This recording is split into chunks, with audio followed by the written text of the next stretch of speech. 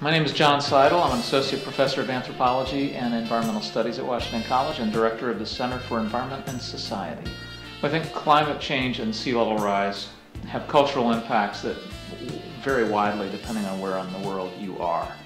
As a general phenomenon globally, more and more people are looking to live along coastlines. I mean, this is a movement, a demographic movement that we've just seen historically over the past few decades, the past century. If you take huge populations, billions of people globally, and you move them towards those coastlines, and at the same time those coastlines are changing because sea level is coming up, you have the makings of friction of all kinds of potential problems. So I think that's the first thing to keep in mind, is that we have a movement of people towards coastlines, and at the same time those coastlines are changing. So if we start to look at the Chesapeake Bay, you've got a couple of trends going on. Number one, you've got people who have been here for centuries, the folks on Smith Island, on Tangier, also in places like Rock Hall, various other places are good examples of this, who have made their living on the water. They have, by that reason, developed their communities on the water, and they're very vulnerable to these kinds of changes. They're losing their link to an identifiable land or landscape that has been their home, and when I say there, I mean the community, for several centuries. That in and of itself, even barring anything else, results in cultural dislocation, a sense of loss of place, loss of identity, a sense of an unsecure future. Populations are far, far greater, and therefore the human impact is much more pronounced. What we do as a society, we have greater ability to reshape landscapes than we had before. So one of the things that we do when we come into these coastal areas is we tear down mangrove forest, right? We fill in marshland.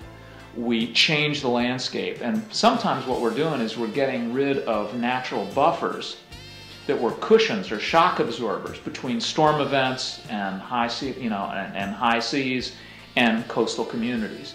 But we've done away with those natural shields, and so the human impact is that much greater. I think we can look at our local examples, but they're a microcosm of what's happening, worldwide. What should we be doing to try and preserve these communities? And I have mixed feelings about that. On the one hand, I look at the watermen, and whether it's in Tangier or Smith Island or in Crisfield or in Rock Hall, to me they're an important, almost iconic part of the Chesapeake Bay, right? They're part of what makes it a distinctive and, to me, a very attractive place. I would hate to see them disappear.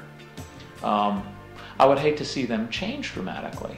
So, from a nostalgic standpoint, from a standpoint of feeling myself as a member of a region, I would hate to see the watermen disappear. I would hate to see those communities disappear. I would hate to see a day when you don't see, a dead rise, fishing boat out there, when you don't see pound nets along the shore anymore.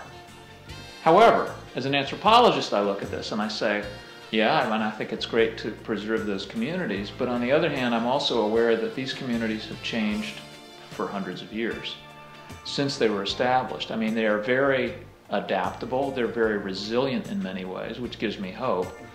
But if you think about the way they've oriented their activities, the fisheries that they've gone after, they've by necessity changed through time.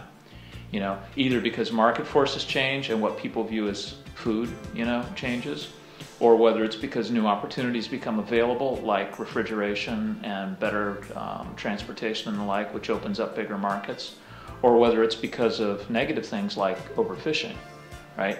They've had to shift over time. So we tend to look at these communities and we say, my God, we got to keep them, we got to save them. But it's not like they're static or been frozen in time since the colonial period. You're sometimes misled into thinking that because, oh my gosh, they speak in a dialect that's very much like Shakespearean English. Well, yeah, in some ways it is, but that doesn't mean that they're moments frozen in time. They're people, they're communities. Communities are dynamic, people are dynamic, so they have changed over time.